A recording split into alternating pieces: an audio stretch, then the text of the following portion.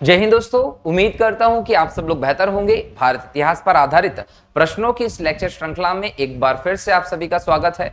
दोस्तों, इस प्रश्न श्रृंखला के पहले लेक्चर में हमने सिंधु घाटी सभ्यता के आधारित प्रश्नों को डिस्कस किया था। सेकंड लेक्चर में हमने वैदिक सभ्यता पर डिस्कशन प्रारंभ किया और वो वैदिक सभ्यता पर आधारित प्रश्नों का पार्ट 1 था।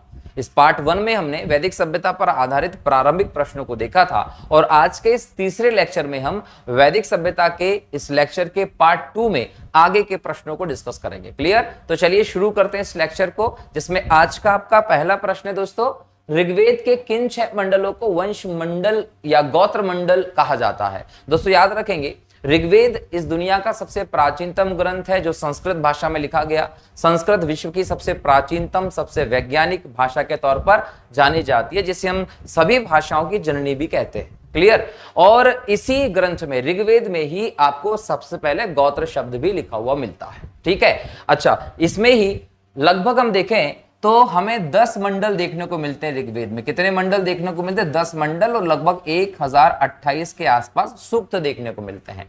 इन 10 मंडलों में 2 से 7वां जो मंडल है, इन मंडलों में हमें वंश मंडल या गोत्र मंडल की व्यवस्था देखने को मिलती है। इसे हम वंश मंडल या गोत्र मंडल कहते हैं। क्लियर? वंश शब्द जो है, गोत्र शब्द जो है, इससे सामान्य तात्पर्य आपको दिखाई पड़ता है एक वंश परंपरा के संदर्भ में। एक वंश परंपरा को संदर्भित करता है ये गोत्र शब्द। और उत्तर वैदिक काल के समाज पे जब हम जाते हैं तो वो गोत्र आधारित समाज के तौर पर हम उसे देखते हैं। ठीक है दोस्तों, तो ये आपका प्रश्न का उत्तर है 2 मंडल से 7वें मंडल तक की व्यवस्था। अगले प्रश्न को देखते हैं, आर्य भारत में संभवतः आए थे। दोस्तों, आर्य जो रहे वो भारत में किसी दूसरी क्षेत्र से आए थे। इसको लेकर अलग अलग विद्वानों ने अलग अलग विचार भी प्रस्तुत किए हैं और इन सभी विचारों में जो सबसे मान्य विचार है वो माना गया था मैक्स मूलर का विचार। मैक्स मूलर साहब ने कहा था कि आर्य जो है वो मध्य एशिया से आए थे, मध्य एशिया में इनका निवास स्थान था। बाद में भारतीय क्षेत्र की संपन्नता, यहाँ की स्थिति को देखते हुए इन्होंने भारत की तरफ, पूर्व की तरफ प्रवास करना प्रारंभ किया और जब ये हमारे देश में आए तो ये सप्त सैंधव प्रदेश, याद रखेंगे, सप्त सैंधव प्रदेश को इन्होंने अपना निवास स्थान बनाया था और यहीं पर आकर इन्होंने एक सभ्यता को स्थापित किया था।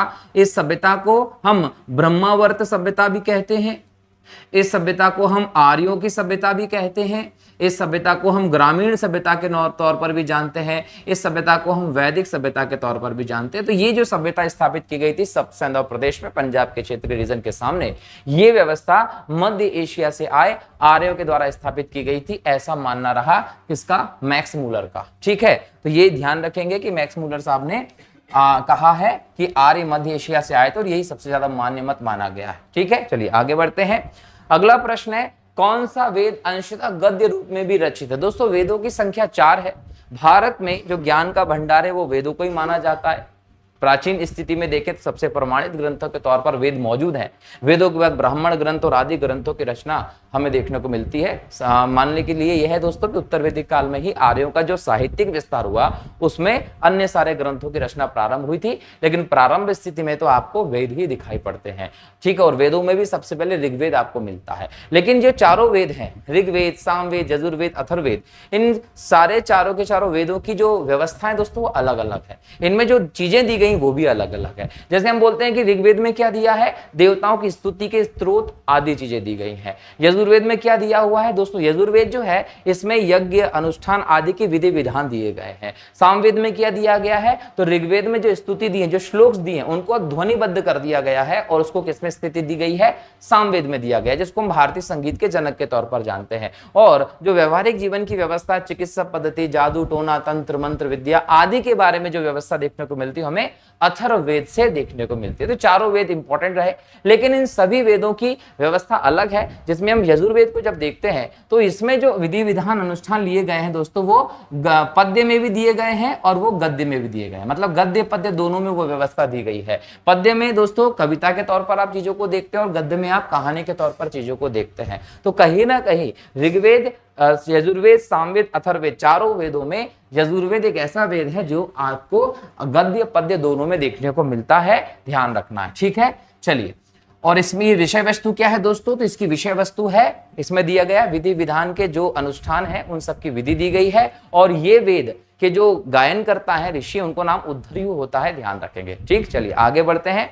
अगला प्रश्न है, सभा और समिति प्रजापति की दो पुत्रियां थी का उल्लेख किस वेद में मिलता है दोस्तों, तो ध्यान रखेंगे सबसे पहले अथर्ववेद में यह उल्लेख मिलता है कि सभा और समिति प्रजापति की दो पुत्रियां या दोहित्राएं, दो भुजाएं कहा गया है, दो भुजाएं भी कहा गया है। किसको कहा गया है, सभा और समिति को। किसमें कहा गया है, अथर्ववेद में कहा गया। अब यहां समझना है यह सभा और समिति क्या है दोस्तों। आज हम देखें तो हमारे देश में एक पर्टिकुलर सरकार है, लोकतांत्रिक व्यवस्था में सरकार में हम देखें तो प्रधानमंत्री हेड है। प्रधानमंत्री जब काम करता है तो उसकी मंत्री परिषद कहीं ना कहीं उसके लिए मौजूद होती है, उसके अलावा बहुत सारे अधिकारी होते हैं, तो एक पूरा सिस्टम यहाँ पर बना हुआ है। ऐसी व्यवस्था हमको ऋग्वेदिक समय में भी दिखाई पड़ती है, वैदिक समय में भी दिखाई पड़ती है। राजा होता था, राजा के कार्यों में सहायता के लिए मंत्री परिषद होती थी, फिर अधिकारीगण होते थे। तो सभा को आप मंत्री परिषद के तौर पर कह सकते हैं। क्लियर, इसमें अलग अलग प्रकार के लोग होते थे, समाज के जो वरिष्ठ जन होते थे वो यहां पर एक इंपॉर्टेंट काम करते थे। तो सभा एक राजनीतिक संस्था थी और समिति जो थी वो भी इसी प्रकार की एक संस्था थी, लेकिन इसमें जनरली उच्च स्तर के जो अधिकारी होते थे उनको सम्मिलित किया जाता था, बराबर। तो और एक और संस्था के बारे में भी आप जानते हैं यहाँ पर, विदत। विदत को सबसे प्राचीनतम संस्था के तौर पर जाना जाता है इस देश में, और ये आम लोगों की व्यवस्था इसमें देखा जाता था। तो आम लोगों की व्यवस्था क्या थी, वो थी आपकी विदत। तो तीन संस्थाएं देखने को मिली। अब यहां पर जो सभा है उसको आप मंत्री परिषद कह सकते हैं, उसके बाद आता है उच्च अधिकारी की संस्था समिति के बारे में। तो ये जो थी ये दोनों की दोनों संस्थाएं, सभा हो समिति हो या तीनों की बात कर ले विदत की भी, ये राजा को एक प्रकार से नियंत्रित करने का काम करती थी। जब हम ऋग्वेदिक काल में जाते हैं तो सभा और समिति और विदत तीनों की स्थिति अच्छी थी, राजा का पद निरंकुश नहीं था। याद रखेंगे, राजा के पद को आप संप्रभु नहीं कहते थे। क्यों? क्योंकि राजा हर एक चीज अपने मन से नहीं कर सकता था, उसे जो भी काम करना होता था वो सभा समिति विदत की सहायता से ही करना होता था। ऐसे में राजा के ऊपर एक नियंत्रण रहता था, राजा बोल सकते तानाशाही रवैये में नहीं आ पाता था। क्लियर। और इस समय कहीं ना कहीं आपको एक ऐसी व्यवस्था देखने को मिलती है जो लोकतांत्रिक हो, जिसमें राजा का पद वंशानुगत नहीं होता था ऋग्वेदिक काल में। लेकिन उत्तर वैदिक काल में हम जब जाते हैं, उत्तर वैदिक काल में राजा का पद वंशानुगत सा दिखाई पड़ता है, और इस समय जो सबसे बड़ा बेटा होता था, ज्येष्ठ पुत्र होता था, उसे राजा का उत्तराधिकारी माना जाता था। और यहीं से थोड़ा सा मनमानी वाला रवैया आने लगा, राजा के पद में संप्रभुता थोड़ी सी देखी जाने लगी, निरंकुशता देखी जाने लगी। क्यों? क्योंकि सभा समिति और विदत जो थी ये संस्थाएं का स्थिति गौण हो गई थी। विदत तो लुप्त हो जाती उत्तर वैदिक काल में, लेकिन सभा और समिति की स्थिति बहुत कमजोर हो जाती है। क्यों? क्योंकि राजा के बेटे को ही राजा बनना है, तो ये तो तय हो गया कि भाई शासक तो हमारा ही होगा, तो हम अच्छा काम करें या बुरा काम करें उससे कोई प्रभाव नहीं पड़ना है। तो सभा समिति उत्तर वैदिक काल में मौजूद तो थी, परंतु इनका महत्व कम हो जाता है, गौण स्थिति हो जाती है इनकी। और अगर ऋग्वेदिक काल की बात करें तो ये बहुत इंपॉर्टेंट संस्था के तौर पर देखी जाती है। आज की मंत्री परिषद से आप सभा की तुलना कर सकते हो। और इस समय की व्यवस्था का एक इंपॉर्टेंट स्थिति थी कि जो सभा थी इसमें महिलाओं का भी प्रवेश था। इसका मतलब महिलाओं को पर्याप्त राजनीतिक अधिकार आपको ऋग्वेदिक काल में दिखाई पड़ते हैं। उत्तर वैदिक काल में स्थिति को उल्टा देखते हैं आप, महिलाओं को सभा में एंट्री नहीं दी गई, उनकी स्थिति निम्नतम होती चली गई थी। तो ये सभा और समिति थी जिनको अथर्ववेद में प्रजापति की दो पुत्रियां या दो भुजाओं के तौर पर जाना गया था।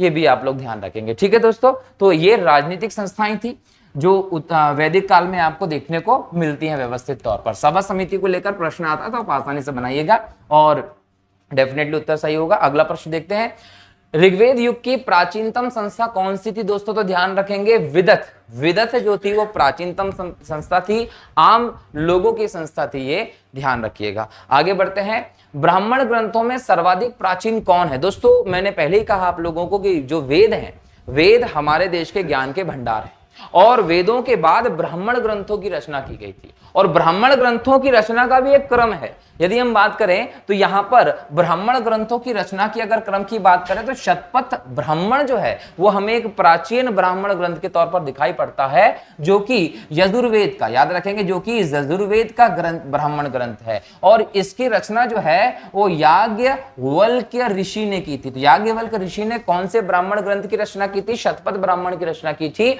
और ये भी ध्यान रखेंगे कि शतपथ ब्राह्मण सभी ब्राह्मण ग्रंथों में श्रेष्ठ ब्राह्मण ग्रंथ माना गया है। तो एग्जाम में अगर पूछे कि सबसे श्रेष्ठ ब्राह्मण ग्रंथ किसको माना गया है, तो शतपथ ब्राह्मण को माना गया, जो याज्ञवल्क्य ऋषि के द्वारा रचना की गई थी। और इसमें दोस्तों लगभग 14 कांड है। कितने कांड मिलते हैं आपको ब्राह्मण ग्रंथ में? शतपथ ब्राह्मण में 14 कांड देखने को मिलते हैं, जिसमें से 6 से लेकर 10 तक के जो कांड है ना, इन कांडों को शांडिल्य कांड कहते हैं। अगर एग्जाम में कभी पूछ ले आप लोगों से कि शांडिल्य कांड किया था, तो 6 से लेकर 10 तक के कांड शतपथ ब्राह्मण के शांडिल्य कांड कहलाते हैं। और इस ब्राह्मण की रचना याज्ञवल्क्य ऋषि के द्वारा मानी जाती है, जिसमें टोटल 14 कांड माने जाते हैं और सबसे प्राचीनतम ब्राह्मण ग्रंथ के तौर पर आप इसको देखते हैं। और दूसरी बात यह भी याद रखना है कि जो ब्राह्मण ग्रंथ है वो वेदों पर टीका के तौर पर स्थित है, वेदों पर एक शॉर्ट ग्रंथ के तौर पर, ताकि उसको समझा जा सके, उस रूप में ब्राह्मण ग्रंथ मौजूद है। ठीक है, अगले प्रश्न में जाते हैं। गोत्र व्यवस्था का प्रचलन कब हुआ? दोस्तों मैंने शुरू में ही बताया था कि गोत्र शब्द जो है वो एक वंश परंपरा को बताता है, और इस व्यवस्था का जो आपको देखने को मिलता है प्रारंभ, वो उत्तर वैदिक काल में देखने को मिलता है। ऋग्वैदिक काल के समाज में आपको ऐसी सिस्टम देखने को नहीं मिलते, लेकिन उत्तर वैदिक काल के समाज में जातियां उपजातियां जैसी व्यवस्था देखने को मिली, छुआछूत जैसी व्यवस्था देखने को मिली। तो सामाजिक व्यवस्था में जो बड़े परिवर्तन हुए, स्त्रियों की दशा थोड़ी सी कमजोर होती है, ब्राह्मणों का वर्चस्व का काल रहता है ये, तो इस समय उत्तर वैदिक काल में ही आपको गोत्र व्यवस्था देखने को मिलती है, ये भी ध्यान रखेंगे। और उत्तर वैदिक काल में जो समाज है दोस्तों, वो रहा तो वर्ण व्यवस्था पर आधारित समाज। जैसे ऋग्वैदिक काल के समाज की और उत्तर वैदिक काल के समाज की हम लोग तुलना करें, तो ऋग्वैदिक काल का समाज भी वर्ण व्यवस्था पर आधारित रहा, उत्तर वैदिक काल का समाज भी वर्ण व्यवस्था पर आधारित था। लेकिन ऋग्वैदिक काल की जो वर्ण व्यवस्था थी वो कर्म प्रधान थी, और उत्तर वैदिक काल की वर्ण व्यवस्था जो थी वो जन्म प्रधान थी। ठीक है, तो ये परिवर्तन जो है वो आपको देखने को मिलता है दोनों समय में। तो चलिए बढ़ते हैं अगले प्रश्न पे। अगला प्रश्न है आपका, अनुलोम विवाह का अर्थ है। दोस्तों जब हम वैदिक काल की बात करते हैं, हमारे शास्त्रों की बात करते हैं, तो उसमें 8 प्रकार के विवाह बताए गए हैं। और जो 8 प्रकार के विवाह, इनमें से प्रारंभ के 4 विवाह जो हैं उनको प्रशंसनीय विवाह के तौर पर दिखाया गया है, और बाद के जो 4 विवाह उनको निंदनीय विवाह बताया गया है। इन विवाहों के अलावा हम देखें दोस्तों, तो कहीं ना कहीं जाति आधार पर भी, अंतर जातीय व्यवस्था के आधार पर भी विवाह देखने को मिलते हैं। मतलब ये वैदिक समय वो समय था जब एक जाति का दूसरी जाति में, एक वर्ण का दूसरे वर्ण में विवाह देखने को मिलता, अंतरवर्णीय विवाह भी मौजूद थे। अब जो अंतरवर्णीय विवाह मौजूद थे, इनमें 2 विवाह बहुत इंपॉर्टेंट थे। एक विवाह को आप बोलते थे अनुलोम विवाह, और एक विवाह को आप बोलते थे प्रतिलोम विवाह। जब हम अनुलोम विवाह की बात करते हैं दोस्तों, तो इसमें जो पुरुष होता है वो उच्च वर्ण का होता था, और स्त्री जो होती थी वो निम्न वर्ण का होता था। मतलब यहाँ पर उच्च वर्ण के पुरुष और निम्न वर्ण की स्त्री की यदि शादी करेंगे तो उसको आप बोलते थे अनुलोम विवाह। और जब निम्न वर्ण का पुरुष हो जाए और उच्च वर्ण की स्त्री हो जाए तो उसे हम बोलते थे प्रतिलोम विवाह। तो प्रतिलोम विवाह और अनुलोम विवाह एक प्रकार के अंतरवर्णीय विवाह के तौर पर जाने गए, जिसको आप आज इंटरकास्ट मैरिज कहते हैं। तो ये व्यवस्था भी पहले चलती थी। मतलब कहीं ना कहीं समझने वाली बात है कि आज के समय में जो इस प्रकार की विवाह पद्धति पर प्रतिबंध लगाया गया, ये बाद के लोगों ने लगाया, ना कि प्रारंभ में ऐसा कुछ आपको देखने को मिलता था। लेकिन हम शास्त्रों में मौजूद 8 प्रकार के विवाह की दोस्तों जब बात करते हैं, तो याद रखेंगे ये 8 प्रकार के विवाह में एक विवाह आपको देखने को मिलता है ब्रह्म विवाह, दूसरे प्रकार का विवाह देखने को मिलता है देव विवाह, तीसरे प्रकार का विवाह देखने को मिलता है आर्ष विवाह, या इसको आप आर्य विवाह के तौर पर भी देखते हैं। चौथा प्रकार का विवाह होता है दोस्तों प्रजापत्य विवाह। 5वें प्रकार का विवाह होता है दोस्तों असुर विवाह। फिर होता है विवाह जो है वो 6ठे नंबर पे राक्षस विवाह। राक्षस विवाह के बाद आप बात करते हैं गंधर्व विवाह की। गंधर्व विवाह के बाद आप देखते हैं लास्ट में पिशाच विवाह। तो ये अलग अलग प्रकार के विवाह आपको देखने को मिलते हैं। ये 4 प्रकार के विवाह निंदनीय थे, ये 4 प्रकार के विवाह प्रशंसनीय विवाह होते थे। ठीक है, इसमें सभी विवाहों में सर्वोत्तम प्रकार का जो विवाह पद्धति मानी गई दोस्तों, वो ब्रह्म विवाह माना गया है। यहाँ पर गंधर्व विवाह की जो व्यवस्था देखते हैं, ये आज का प्रेम विवाह है। प्रेम विवाह जो है वो पहले गंधर्व विवाह के तौर पर जाना जाता था। और पिशाच विवाह की बात करें, राक्षस विवाह की बात करें, असुर विवाह की बात करें, तो ये बोल सकते हैं कि गलत तरीके से लड़की से शादी करने की व्यवस्था में मौजूद थे। बाकी ये 4 विवाह होते हैं दोस्तों, ये व्यवस्थित तरीके से आपको देखने को मिलते हैं। अब याद रखिए कि जब हम विवाह के इन स्वरूपों की बात करते हैं, तो जैसे आप आज दहेज प्रथा को देखते हैं, कई लोगों ने कहा कि दहेज प्रथा प्रारंभ से चली आ रही, तो ऐसा गलत है। दहेज प्रथा का प्रारंभ से कोई प्रचलन नहीं था। हाँ, अगर यहाँ पर कुछ लेन देन की बात बात भी की जाती थी दोस्तों, तो वो होता था कि लड़का वाला पक्ष लड़की वाले को एक जोड़ी बैल या गाय आदि भेंट करता था। तो ये व्यवस्था देखने को मिलती थी, ना कि लड़की वाले से दहेज लेने का काम करता था। लेकिन आज के समाज में जो कुरीति है वो एक प्रकार का दहेज प्रथा बहुत खतरनाक व्यवस्था में देखने को मिल रहा है, जो सामाजिक पतन का एक कारण है, स्त्रियों की स्थिति में बहुत ज्यादा गिरावट का एक कारण है। लेकिन अगर हम देखें तो दयानंद सरस्वती का वो विचार यहाँ पर बहुत ज्यादा कहीं ना कहीं तार्किक सिद्ध होता है कि वेदों की ओर लौटो, हर एक समस्या का समाधान आपको वेदों में मिलता है, हमारे प्राचीन ग्रंथों में मिलता है। और दयानंद सरस्वती जी ने भी अपने पूरे सैद्धांतिक व्यवस्था में वेदों को सबसे ज्यादा महत्व दिया, क्योंकि ये एक तरीके से शुद्ध रूप में आपको हर एक प्रकार की कुरीति व्यवस्था से मुक्त दिखाई पड़ते हैं, ये ध्यान रखिएगा। तो हमारे पास सभी चीजों का समाधान वेदों में मौजूद है। अगला प्रश्न है, वैदिक युग में यव शब्द कहा जाता था। दोस्तों यव शब्द का प्रयोग जौ को कहा जाता है। जौ के बारे में कहा जाता है कि संभवतः मानव के द्वारा प्रयोग होने वाली पहली फसल थी, और जब हम उत्तर वैदिक काल में या ऋग्वैदिक काल में देखते हैं तो एक इंपॉर्टेंट फसल के तौर पर आपको जौ दिखाई पड़ता है। जबकि हम गेहूं की बात करें तो गोधूम कहा जाता था और चावल को ब्रीही कहा जाता था। तो ये दोनों के दोनों शब्द भी आप लोग ध्यान रखेंगे। जौ जो है वो एक इंपॉर्टेंट फसल थी। क्लियर। अच्छा, खेती की जब हम बात करते हैं तो ऋग्वैदिक काल और उत्तर वैदिक काल में आपको व्यवस्था में अंतर दिखाई पड़ता है। अगर हम बात करें पशुपालन की तो दोस्तों पशुपालन सिंधु घाटी सभ्यता में भी चलता था, ऋग्वैदिक सभ्यता में भी चलता था, उत्तर वैदिक सभ्यता में भी चलता था और आज भी चलता है। तो ये व्यवस्था प्राचीन समय से आ रही है। कुत्ता एक ऐसा जानवर था जिसे मनुष्य ने सबसे पहले पालतू बनाया था। धीरे धीरे करके आपकी व्यवस्था आपने गाय, भैंस, बैल, बकरी, बहुत सारी जानवर जो है पालना शुरू कर दिए। लेकिन पशुपालन जो है दोस्तों, ये ऋग्वैदिक काल में जब हम देखते हैं तो अर्थव्यवस्था का आधार होता था और सहायक क्रिया के तौर पर कृषि और व्यापार किए जाते थे। जब हम बात करते हैं किसकी, सिंधु घाटी सभ्यता की, पिछले चैप्टर में हमने डिस्कस किया है। सिंधु घाटी सभ्यता में बात करते हैं तो वहां पर कृषि अर्थव्यवस्था का आधार था, साथ में आप पशुपालन करते थे और व्यापार व्यवसाय करते थे। लेकिन जब हम बात करते हैं उत्तर वैदिक काल की, तो उत्तर वैदिक काल में जो आर्य थे उनका जीवन का कृषि जो था वो आधार बन गया था और ये भी पशुपालन और व्यापार आदि को सहायक क्रिया के तौर पर देखते थे। तो यहां पर आपको समय समय पर व्यवस्था में बदलाव देखने को मिलता है। क्लियर। तो ये व्यवस्था ध्यान रखेंगे कि कृषि एक इंपॉर्टेंट स्थिति में थी और यहां पर अर्थव्यवस्था के आधार के तौर पर आप देखते हैं उत्तर वैदिक काल में कृषि को, जौ, मटर आदि कई फसलों का यहां पर उत्पादन किया जाता था। फसलों का उत्पादन व्यावसायिक उद्देश्य से भी किया जाता था और खाद्यान्न के उद्देश्य से भी किया जाता था। ये आप लोगों को ध्यान रखना। ठीक है। अगला प्रश्न है, ब्रीही शब्द किसके लिए प्रयुक्त हुआ? अभी मैंने बताया चावल के लिए ब्रीही शब्द प्रयोग हुआ है। अथर्व का अर्थ है दोस्तों, अथर्व जो है उसी नाम को आप अथर्ववेद में देखते हैं और इसका मतलब होता है पवित्र जादू। अथर्ववेद जो है चौथा वेद है जिसके गायन करता स्वयं ब्रह्मा को माना गया है। इस वेद में आपको जादू, तंत्र, मंत्र आदि के बारे में व्यवस्था दिखाई पड़ती है और जब हम जादू, तंत्र, मंत्र की बात करते हैं तो हमारे दिमाग में आता है पिछड़ापन समाज का, बाकी सब चीजें।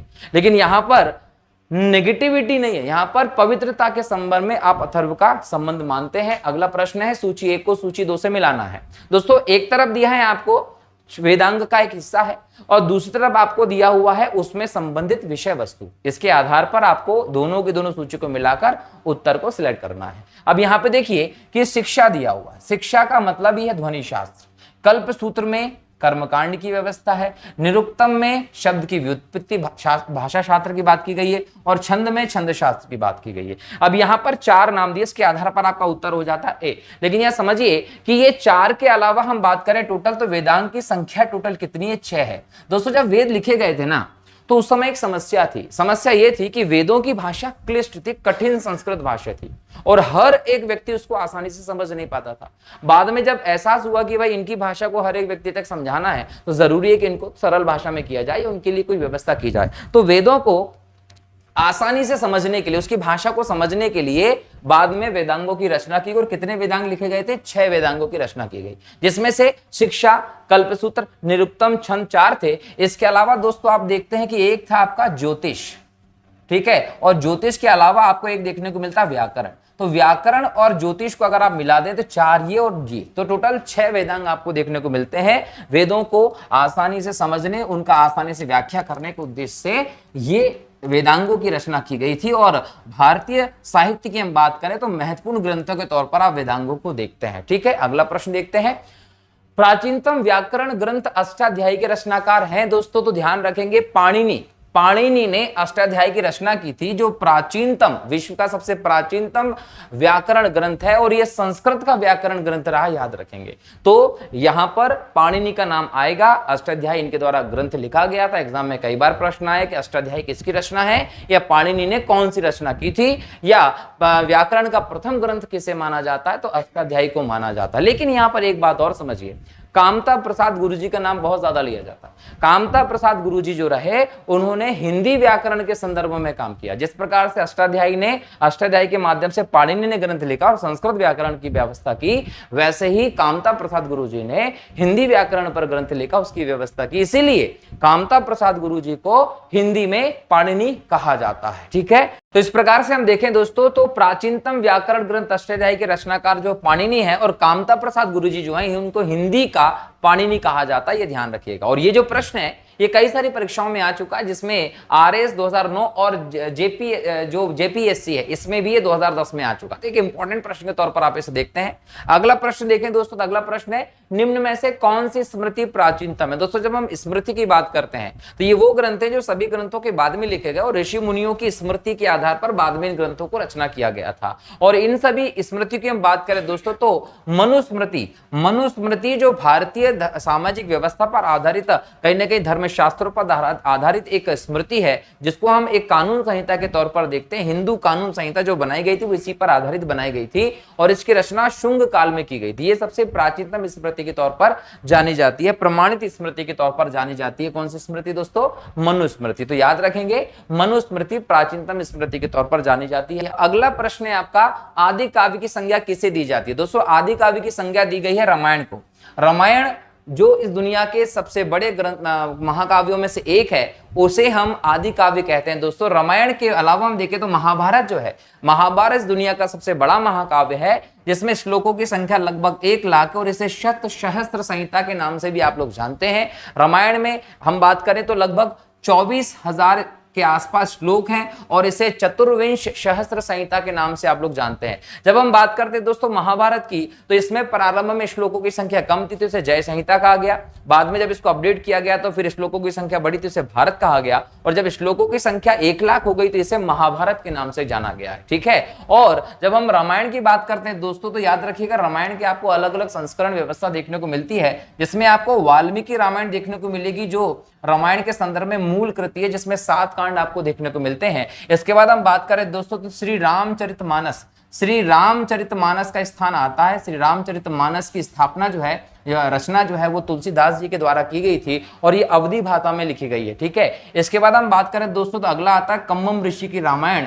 कम्मम ऋषि की जो रामायण रही दोस्तों, इस रामायण को आप दक्षिण भारत के इंपॉर्टेंट ग्रंथ के तौर पर देखते हैं और तमिल भाषा में लिखा सबसे बड़े ग्रंथ के तौर पर इसे जाना जाता है। कम्मम ऋषि की बात करें दोस्तों तो चोल साम्राज्य थी, जिनका नाम था कुलोतुंग द्वितीय। चोल सम्राट कुलोतुंग द्वितीय के दरबार में रहते थे कम्मम ऋषि और इनके द्वारा इस रामायण की रचना की गई, इसलिए इसे कम्मम रामायण के तौर पर जाना जाता है। और इसके अलावा हम देखें दोस्तों तो एक और है जिसको हम बोलते हैं अध्यात्म रामायण। अध्यात्म रामायण की जब हम बात करते हैं दोस्तों तो याद रखेंगे, एक बार भगवान शिव ने माता पार्वती जी को कथा सुनाई थी, राम कथा, और इसे एक कौवे ने सुन लिया था, जो बाद में जाके काकभुशुंडी के नाम से जाना जाता है। ठीक है, तो इस समय जो कथा सुनाई गई उसे हम अध्यात्म रामायण के तौर पर जानते हैं। जब हम रामायण की बात करते हैं दोस्तों तो याद रखेंगे, क्वेश्चन ये भी पूछा जाता है कि रामायण में कितने कांड हैं, तो रामायण में आपको दोस्तों 7 कांड देखने को मिलते हैं। कितने कांड? 7 कांड देखने को मिलते हैं, जिसमें सबसे पहले हम देखें दोस्तों तो याद रखेंगे बाल कांड आता है। बाल कांड रामायण का सबसे पहला कांड है और उत्तर कांड जो होता है वो रामायण का सबसे अंतिम कांड देखने को मिलता है। और इसके पहले हम देखें दोस्तों तो अयोध्या कांड होगा, इसमें आप देखेंगे कि अरण्य कांड होगा, इसमें आप जाएंगे तो आपको सुंदर कांड देखने को मिलेगा, किष्किंधा कांड देखने को मिलेगा और आपको लंका कांड या युद्ध कांड देखने को मिलता है, और अंत में आता है उत्तर कांड। तो कितने कांड हैं?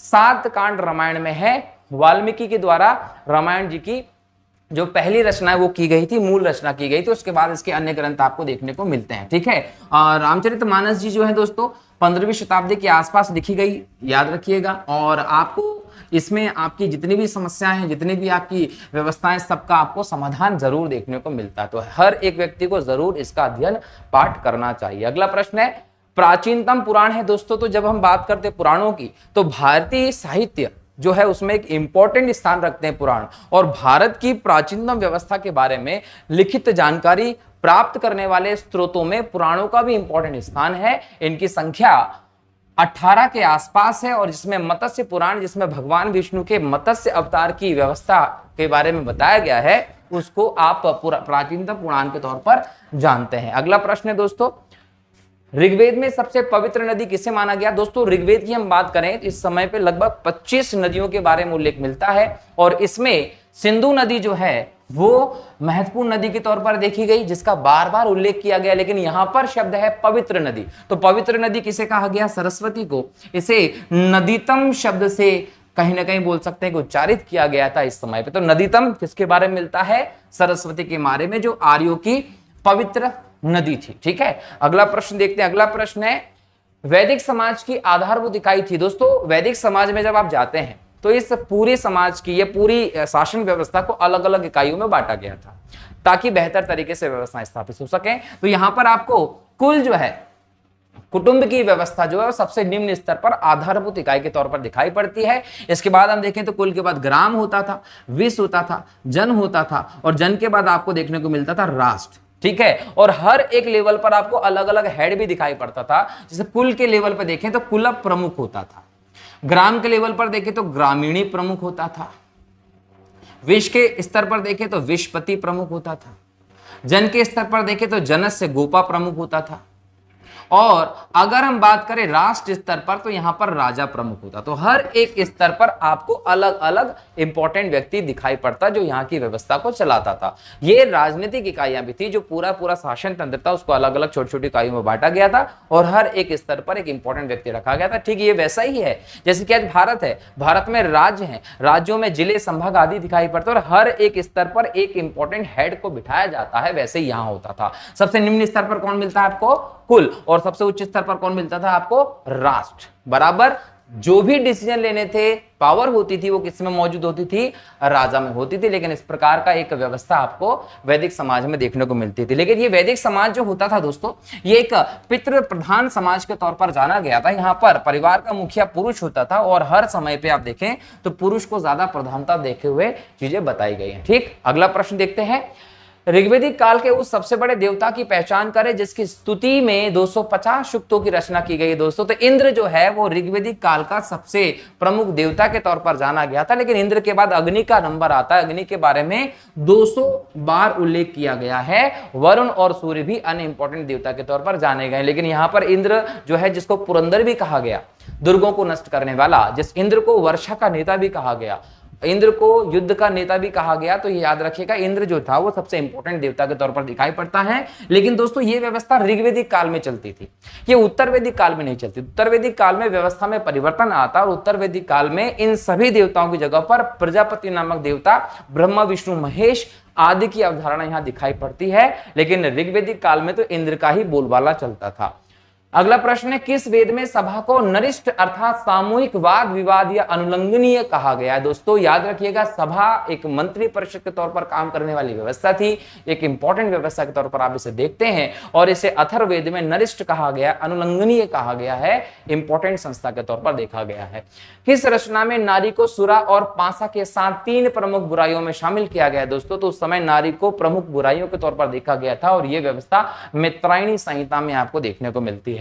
उत्तर वैदिक काल में किस देवता को सर्वोच्च स्थान प्राप्त था? दोस्तों ऋग्वेदिक काल में इंद्र, उत्तर वैदिक काल में प्रजापति उसका स्थान ले लेते हैं। समाज जो है दोस्तों वो बहुदेववादी था, अलग अलग देवताओं को पूजा जाता था, लेकिन यहां पर एक विशिष्ट व्यवस्था में हम देखें तो ये देवताओं की पूजन व्यवस्था में अंतर आता। लेकिन समाज एकेश्वरवादी था, प्रकृति पूजक समाज आप कहते हैं, नदियों, पहाड़ों, पर्वतों, वृक्षों आदि की पूजा यहाँ के लोग करते थे। ठीक है, अगला प्रश्न है, सूची 1 को सूची 2 से मिलाइए। सूची 1 में आपको यज्ञ दिए गए हैं, सूची 2 में उनसे संबंधित विषय वस्तु को दिया गया है। मैंने कहा कि उत्तर वैदिक काल ब्राह्मणों के वर्चस्व का काल कहा जाता है। इस समय यज्ञ, विधि विधान, अनुष्ठानों की संख्या लगातार बढ़ गई थी और ये यज्ञ जो है वो राज्य व्यवस्था से संबंधित प्रमुख यज्ञ थे। जैसे राजसूय यज्ञ की बात करें दोस्तों तो राजा राम ने भी राजसूय यज्ञ करवाया था और ये कहीं ना कहीं राजा के सिंहासन रूढ़ होने से संबंधित दिव्य शक्तियों के लिए किया जाता था। अश्वमेध यज्ञ श्री राम ने करवाया था और अश्वमेध यज्ञ में आपको देखने को मिलता है कि राजा अपने राजनीतिक प्रभाव को बढ़ाने के लिए, अपने साम्राज्य विस्तार करने के लिए काम करता था। इसमें घोड़ा छोड़ा जाता था, वो घोड़ा जिन जिन क्षेत्रों से घूमकर आता था वो स्थान राजा का हो जाता था। इस प्रकार से पावर बढ़ती थी, साम्राज्य बढ़ता था। वाजपेयी यज्ञ क्या है दोस्तों, ये एक शक्ति प्रदर्शन का माध्यम था। वाजपेयी यज्ञ में एक रथ दौड़ होती थी जिसके माध्यम से शासक अपनी शक्ति प्रदर्शन करता था और एक मनोरंजन के उद्देश्य से भी किया जाता था। अग्निष्टोम यज्ञ क्या था दोस्तों, ये यज्ञ प्रजा की भलाई के लिए किया जाने वाला यज्ञ था। इस यज्ञ में राजा और रानी दोनों 1 वर्ष तक वन में जीवन सन्यासी के तौर पर बिताते थे और सोम रस का पान करते थे। तो ये 4 यज्ञ आपको देखने को मिलते हैं, ए का 1, बी का 2, सी का 3, डी का 4, मतलब ए आपका सही उत्तर हो जाएगा। अगला प्रश्न है, सूची 1 को सूची 2 से मिलाइए। सूची 1 में आपको ऋग्वेद में दी गई नदियों के नाम दिए, पुराने नाम, और सूची 2 में उन्हीं नदियों के आधुनिक नाम दिए गए हैं। ठीक है, यहाँ पारुष्णी जो है दोस्तों इसको रावी कहा गया है, शतुद्री दो इसको सतलज कहा गया है, अश्किनी को चिनाब कहा गया है और विपाशा को व्यास कहा गया है। ठीक है, ये आप लोग याद रखेंगे। अगला प्रश्न है, संस्कारों की कुल संख्या कितनी है दोस्तों। भारतीय हम बात करें सामाजिक व्यवस्था में, संस्कृति में समाज के बहुत महत्वपूर्ण स्थान है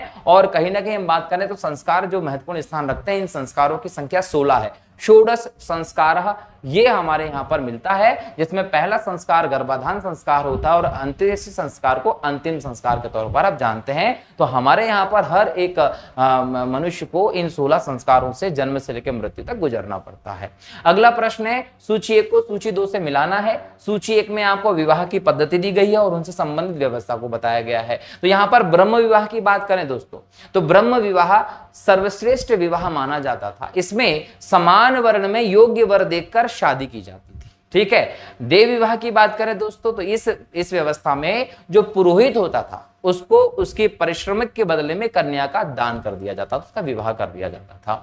आर्य विवाह क्या होता था, कन्या मूल के रूप में कन्या को जब उसकी शादी की जाती थी तो कहीं ना कहीं जो पुरुष वर्ग है वो स्त्री वर्ग पक्ष को जो है वो एक जोड़ी बैल या गाय प्रदान करता था। प्रजापत्य विवाह क्या था दोस्तों, इसमें बिना दहेज की शादी की जाती थी, याद रखेंगे। तो इस प्रकार से ए का 1, बी का 2, सी का 3 और डी का चौथा उत्तर सही होगा, मतलब ए ऑप्शन आपका सही है। ठीक है, अगला प्रश्न देखें, सूची 1 को सूची 2 से मिलाना है। इसमें दोस्तों अगले 4 विवाह के बारे में बात किया गया, जिसमें देखिए गंधर्व विवाह क्या था दोस्तों, इसको प्रेम विवाह के नाम से आप लोग जानते हैं। गंधर्व विवाह को क्या कहा गया है, प्रेम विवाह कहा गया है। आसुर विवाह क्या होता था, कन्या को खरीदकर उससे शादी कर देते थे, इसको असुर विवाह कहा गया है। राक्षस विवाह क्या गया दोस्तों, एक राजा दूसरे राजा पर आक्रमण करता था, उसको हराने के बाद उसकी कन्या से अपहरण करके विवाह कर लेता था, इसे राक्षस विवाह का नाम दिया गया है। और पिशाच विवाह का मतलब क्या, बेहोश सोई अवस्था में अचेत स्त्री से जब विवाह किया जाता था उसे आप पिशाच विवाह के नाम से जानते थे। ए आपका सही उत्तर होगा। ठीक है, अगला प्रश्न है, 3 ऋण में शामिल नहीं है। दोस्तों जब हम भारतीय संस्कृति की बात करते हैं तो इसमें 3 ऋण बहुत इंपॉर्टेंट रहे हैं और इन 3 ऋणों में आप देव ऋण, पितृ ऋण, ऋषि ऋण को इंपॉर्टेंट मानते हैं। मातृ ऋण की व्यवस्था हमारे संस्कार बोल सकते हैं साहित्यों में नहीं है। ऋग्वेदिक काल से संबंधित मृदभांड संस्कृति है। दोस्तों मृदभांड का मतलब होता है मिट्टी के बर्तन। तो मिट्टी के बर्तन बनाने की व्यवस्था सिंधु घाटी सभ्यता में अलग थी, लाल कलर के बर्तन बनाए जाते थे मिट्टी के। ऋग्वेदिक काल में अलग थी और उत्तर वैदिक काल में अलग थी। जब ऋग्वेदिक काल में आप देखते हैं तो यहाँ पर आप लोगों को गेरुवर्णी मृदभांड संस्कृति दिखाई पड़ती है। गेरुवर्णी मतलब लाल कलर के मिट्टी के बर्तन बनाने की संस्कृति यहाँ पर चलती थी, ये ध्यान रखेंगे। ठीक है, अगला प्रश्न हम देखें दोस्तों, तो यहाँ देखिएगा उत्तर वैदिक काल से संबंधित मृदभांड संस्कृति क्या थी दोस्तों, तो उत्तर वैदिक काल में चित्रित धूसर मृदभांड संस्कृति चलती थी। मतलब कि यहाँ पर जो मिट्टी के बर्तन बनाए जाते थे वो भूरे कलर के बर्तन बनाए जाते थे और इन पर पॉलिश भी की जाती थी और पॉलिश करने के बाद इन पर अलग अलग प्रकार के कलर से पेंटिंग की जाती थी। कभी आप पेड़ बना देते थे, कभी आप नदी बना देते, कभी आप पर्वत बना देते, ऐसे अलग अलग प्रकार के चित्रों के मृदभांड मिट्टी के बर्तन उत्तर वैदिक संस्कृति में चलते थे। हरियाणा प्रांत में चित्रित धूसर मृदभांड स्थल के स्थान पर हाल ही में किए गए उत्खननों से प्रकाश में आए थे, तो याद रखेंगे भगवानपुर से आए थे। अगला प्रश्न है, प्राचीनतम विवाह संस्कार का वर्णन करने वाला विवाह सूक्त किसमें पाया जाता है दोस्तों, तो विवाह सूक्त ऋग्वेद में आपको मिलता है। ऋग्वेद का जो 10वां मंडल है वहीं पर आपको ये व्यवस्था देखने को मिलती है, जिसमें जो सूर्य की पुत्री सूर्या थी उसका सोम से विवाह का कहीं ना कहीं उल्लेख आपको मिलता है। अगला प्रश्न, ऋग्वेद में अघन्या वध योग्य नहीं शब्द किसके लिए प्रयोग किया गया, तो याद रखेंगे गाय को अघन्या कहा गया है। है ना, गाय को अघन्या कहा गया है। और अमाजु उन स्त्रियों को कहते थे जो कभी विवाह नहीं करती थी। तो अघन्या गाय को कहा गया है, इसका मतलब न मारने योग्य। गाय जो थी दोस्तों वो आर्यों की पवित्र पशु के तौर पर जानी जाती थी और महत्वपूर्ण पशु के तौर पर जाना जाता था गाय को। और गाय को संपत्ति के तौर पर भी देखा जाता था। जिस व्यक्ति के पास जितनी ज्यादा गाय होती थी, जिसका गौधन जितना ज्यादा संपन्न होता था, उतना संपन्न व्यक्ति समाज में माना जाता था। अब चूंकि धन गाय थी तो गाय के लिए ही चोरी होती थी, गाय के लिए ही आप युद्ध करते थे, गाय के लिए ही आप प्रार्थना करते थे। तो कहीं ना कहीं आपके लिए आधार था, गाय पवित्र पशु था, महत्वपूर्ण पशु के तौर पर आप देखते थे। गाय को अघन्या भी कहा गया, न मारने योग्य कहा गया, ये भी ध्यान रखेंगे, ठीक है। और मैंने कहा अमाजु उन स्त्रियों को कहते थे जो विवाह नहीं करती थी, ठीक है। चलिए, अनिष्कासिनी उन स्त्री को कहा जाता था जो प्रायः घरों में रहती थी, ये भी आप लोगों को ध्यान रखना। प्रश्न है दोस्तों, सूची 1 को सूची 2 से मिलाना है। सूची 1 में आपको अधिकारियों के नाम दिए गए हैं, सूची 2 में आपको कहीं ना कहीं बोल सकते हैं कि उनके काम दिए गए हैं। तो इसके हिसाब से हमको सूची में मिलाना है। दोस्तों ध्यान रखिएगा कि संग्रहित किसको कहा गया है, संग्रहित कहा गया है कोषाध्यक्ष को। भागदुक किसको कहा गया है, कर संग्रहकर्ता को। छता या छत्री किसको कहा गया है दोस्तों, तो 5 से के खेल में राजा के सहायक को कहा गया है। और अक्षवाप किसको कहा गया है, प्रतिहारी या राज प्रसाद के रक्षक को कहा गया है। तो ये ए का 1, बी का 2, सी का 3, डी का 4 ये आपका सही उत्तर होगा, अर्थात ए सही उत्तर है। इसके अलावा दोस्तों आपको अलग अलग और अध्यक्ष देखने को मिलते हैं, जैसे स्पश नाम का एक अधिकारी भी आपको वैदिक काल में दिखाई पड़ता है। इसको बोलते थे जो जनता की गतिविधियों को देखता था। एक मिलता है वाजपति जो गोचर भूमि का अध्यक्ष होता था। एक उग्र जैसी व्यवस्था थी जो अपराधियों को पकड़ने वाली व्यवस्था थी। तो ऐसे भी आपको उल्लेख मिलते हैं पदों के, इनको भी आप लोगों को ध्यान रखना है, ठीक है। चलिए आगे बढ़ते हैं।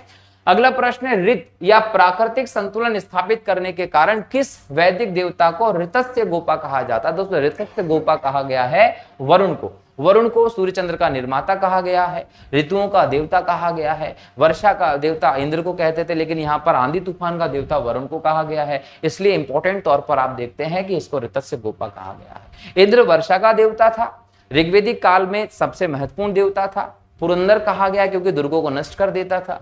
युद्ध का नेता इंद्र को कहा गया, देवराज इंद्र।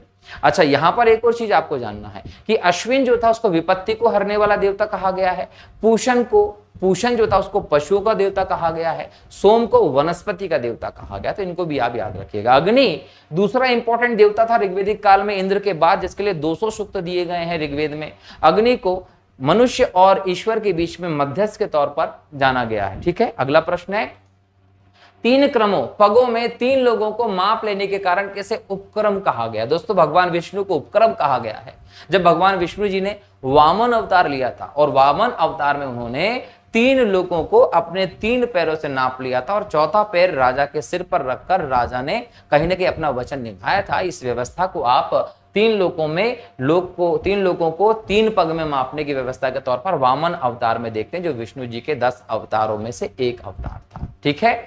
अगला प्रश्न देखते हैं। अगला प्रश्न है आपका, सूची 1 को सूची 2 से मिलाना है। सूची 1 में आपको देवता दिए गए हैं, सूची 2 में आपको उनके संबंधित विषय दिए गए हैं। पूषण दोस्तों पशुओं का देवता होता था। रुद्र अनैतिक आचरण से संबंधित देवता होता था। देव को आकाश का देवता कहते थे। अदिति को देवताओं की माता कहा गया है। तो आपका जिसमें याद रखिएगा कि सही उत्तर हो जाता है ए का 1, बी का 2, सी का 3, डी का 4, ठीक। चलिए आगे बढ़ते हैं। अगला प्रश्न है दोस्तों, मनुस्मृति मुख्यतः संबंधित है। मनुस्मृति जो है दोस्तों वो समाज व्यवस्था से संबंधित ही आप लोगों को ध्यान रखना है, ठीक। अगला प्रश्न है, गायत्री मंत्र की रचना किसने की थी। दोस्तों गायत्री मंत्र अनार्यों को आर्य बनाने के लिए किया गया था और यह सवित्र को समर्पित है, सूर्य को समर्पित है और इसकी रचना विश्वामित्र जी ने की थी, ये ध्यान रखेंगे, ठीक है। अगला प्रश्न है, अवेस्ता और ऋग्वेद में समानता है। अवेस्ता किस क्षेत्र से संबंधित ग्रंथ है। दोस्तों याद रखिएगा, अवेस्ता ईरान की सभ्यता से संबंधित इंपॉर्टेंट ग्रंथ माना गया है। निम्नलिखित में से कौन सी एक ऋग्वेदिक आर्यों की लाक्षणिक विशेषता नहीं थी। दोस्तों ऑप्शन जो है 4 है, इन 4 ऑप्शन में से आपको चूज करना है कि कौन सी आर्यों के लक्षण नहीं थे। ध्यान रखेंगे, लोहे के उपयोग से आर्य परिचित नहीं थे। आर्यों को लोहे का उपयोग नहीं आता था। आर्यों में भी याद रखेंगे दोस्तों ऋग्वेदिक आर्यों को, ऋग्वैदिक आर्य जो थे इनको नहीं था, क्योंकि 1500 से लेकर 1000 ईसा पूर्व का जो काल माना जाता है, इस काल को आप ऋग्वैदिक सभ्यता के तौर पर जानते हैं और इस समय के आर्य ऋग्वैदिक काल कहलाए। इस समय लोहे से परिचित नहीं थे, लेकिन उत्तर वैदिक काल में जहां 1000 से लेकर 600 ईसा पूर्व की व्यवस्था है, यहां पर आपको लोहे का परिचय दिखाई पड़ता है। तो उत्तर वैदिक काल के आर्य लोहे से परिचित थे। इसके अलावा हम बात करें दोस्तों अगर ऋग्वैदिक आर्यों के बारे में, तो वो लोहे से संबंधित नहीं थे, लेकिन उनको कांसे का उपयोग आता था, उनको रथ का संबंध पता था, उनको अश्व घुड़सवारी आती थी, वे संपत्ति का सर्वाधिक महत्वपूर्ण रूप के तौर पर गाय को जानते थे। इसके अलावा वे ताम्र और आधुनिक हल का उपयोग करना भी जानते थे, ठीक है, लेकिन लोहे से परिचित नहीं थे। अगला प्रश्न है, ऋग्वेद में निम्नांकित किन नदियों का उल्लेख अफगानिस्तान के संबंध में, आर्यों के संबंध में मिलता है? तो याद रखेंगे यहां पर कुबा या क्रम जो है ये उल्लेखित मिलता है। कुबा को आज आप काबुल के नाम से जानते हैं, ठीक है। तो आर्यों के आर्कटिक होम सिद्धांत का पक्ष किसने दिया था? तो आर्य जो थे वो मध्य एशिया से आए थे, ऐसा मैक्स मुलर साहब ने कहा था, लेकिन अलग अलग विद्वानों ने आर्यों को लेकर अलग अलग व्याख्या की है। उनमें से एक थे बाल गंगाधर तिलक जी। बाल गंगाधर तिलक ने कहा था कि आर्य लोग जो है वो आर्कटिक से या उत्तरी ध्रुव से आए थे, ठीक है, जिसे हम आर्कटिक होम सिद्धांत के तौर पर जानते हैं, ठीक है। अगला प्रश्न है, सूची 1 को सूची 2 से मिलाना है और इसमें सूची 1 में वैदिक नदियां दी गई हैं और इनके आधुनिक नाम सूची 2 में दिया गया है। अब इसको जोड़ना है। तो कुबा किसको कहते थे दोस्तों? कुबा कहते थे काबुल को। पुन किसको कहते थे दोस्तों? पुन कहते थे रावी को। सदानीरा किसको कहा गया? गंडक को। शतुद्री किसको कहा गया? सतलज को। तो डी का चौथा समझ लीजिए, डी का चौथा यहां है, सदानीरा गंडक को, सी का पहला है, पुन रावी को, बी का तीसरा यहां है और ए का दूसरा, तो ये ए का दूसरा यहां, तो सही उत्तर आपका हो गया बी। इन नदियों के नाम आप याद कर लीजिएगा, एग्जाम में ये भी प्रश्न दे सकता है कि कुबा को वर्तमान में किस नाम से जाना जाता है, पता होना चाहिए। काबुल, सदानीरा किसे कहा गया है? तो गंडक को कहा गया था। ऐसे प्रश्न भी एग्जाम में आते तो अच्छे से प्रिपेयर करना है। अगला प्रश्न है, पूर्व वैदिक आर्यों का धर्म मुख्यतः था दोस्तों, आर्य जो थे वो प्रकृति पूजक थे, यज्ञों में विश्वास करते थे। निम्नलिखित में से किसे भारतीय परमाणुवाद का जनक कहा जाता है? दोस्तों परमाणु या हम बात करें कण, तो कण या तत्व के परमाणु की बात करें, इस संदर्भ में सबसे पहले हमको बताया था कणाद ऋषि ने। अब चूंकि कणाद ऋषि ने ये बताया, इसलिए हम उन्हें कणाद के नाम से जानते हैं, ठीक है। अगला प्रश्न है, ऋग्वेद के 10वें मंडल में निम्नलिखित में से कौन सा स्त्रोत विवाह समारोह पर प्रकाश डालता है? तो सूर्य सुक्त, ठीक है। अगला प्रश्न है, निम्नलिखित में से किस ग्रंथ को शतसहस्त्र संहिता के नाम से भी जाना जाता है? महाभारत को 1,00,000 श्लोक है इसलिए कहते हैं। प्राचीन समय में निम्नलिखित ब्राह्मण परिवारों में से किस परिवार ने समसामयिक शासकों को पराजित किया तथा अपना प्रभुत्व स्थापित किया था? तो भृगु ऋषि ने ऐसा किया था। ब्राह्मण थे लेकिन इन्होंने शासकों को पराजित करके अपना साम्राज्य स्थापित किया था। नचिकेता आख्यान किस उपनिषद में मिलता है दोस्तों? तो यम नचिकेता के बीच का जो संवाद है दोस्तों, उसको काठोपनिषद में जगह दी गई, ठीक है। अगला प्रश्न है, निम्नलिखित में से कौन शुक्ल यजुर्वेद की संहिता है दोस्तों? तो वाजस्नेयी शुक्ल यजुर्वेद की संहिता है। और अगला लास्ट प्रश्न है आज का, ऋग्वेद की मूल लिपि थी दोस्तों, तो ऋग्वेद की मूल लिपि ब्राह्मी लिपि थी। ये ध्यान रखेंगे, प्राचीनतम लिपि के तौर पर ब्राह्मी लिपि मौजूद थी, जिसमें संस्कृत भाषा का प्रयोग करके ग्रंथ लिखा गया था। जब हम बात करते हैं दोस्तों बुद्ध के समय की, तो उस समय पाली भाषा ब्राह्मी लिपि प्रचलित थी। तो इस प्रकार से आप देखते हैं प्राचीनतम लिपि के तौर पर ब्राह्मी लिपि को। तो क्लियर दोस्तों, तो इस प्रकार से हमने आज इतिहास के तीसरे लेक्चर में वैदिक सभ्यता से संबंधित लेक्चर के पार्ट 2 में कई सारे अन्य प्रश्नों को डिस्कस किया। दोनों ही पार्ट को मिलाकर वैदिक सभ्यता से संबंधित जो संभावी प्रश्न हो सकते हैं, जो आ चुके हैं एग्जाम में, उन सब पे हम लोगों ने डिटेल डिस्कशन किया। अगर आप इस लेक्चर को बेहतर तरीके से प्रिपेयर कर लेते हो तो मुझे नहीं लगता कि आपको कुछ और पढ़ने की जरूरत होगी। एग्जाम में आपको यहाँ से प्रश्न जरूर देखने को मिलेगा। क्लियर? तो मिलता हूँ अगले लेक्चर में इसके बाद के नए टॉपिक को लेकर, नए प्रश्नों को लेकर। तब तक के लिए बहुत बहुत शुक्रिया। जय हिंद, जय भारत, वंदे मातरम दोस्तों। और हाँ, आप लोगों से फिर मैं कहता हूं कि रिक्वेस्ट है आप लोगों से कि जो लोग वीडियो देख रहे हैं, जिन्होंने चैनल को सब्सक्राइब नहीं किया है, प्लीज चैनल को सब्सक्राइब करिए, वीडियो को लाइक करिए, शेयर कीजिए, और कोई समस्या होती है तो कमेंट कीजिए। साथ ही डिस्क्रिप्शन जो है यहाँ पर हमारे टेलीग्राम चैनल की आईडी का भी लिंक दिया गया है, तो जो टेलीग्राम आईडी से जुड़ना चाहता है वो वहां पर रिक्वेस्ट कर सकता है। पब्लिक चैनल है तो वहां पर आप जुड़ सकते हो, ताकि वहां हम जो भी डेटा शेयर करते हैं वो आप तक भी पहुंच पाए। क्लियर? तो चलिए मिलता हूं अगले लेक्चर में। Thank you.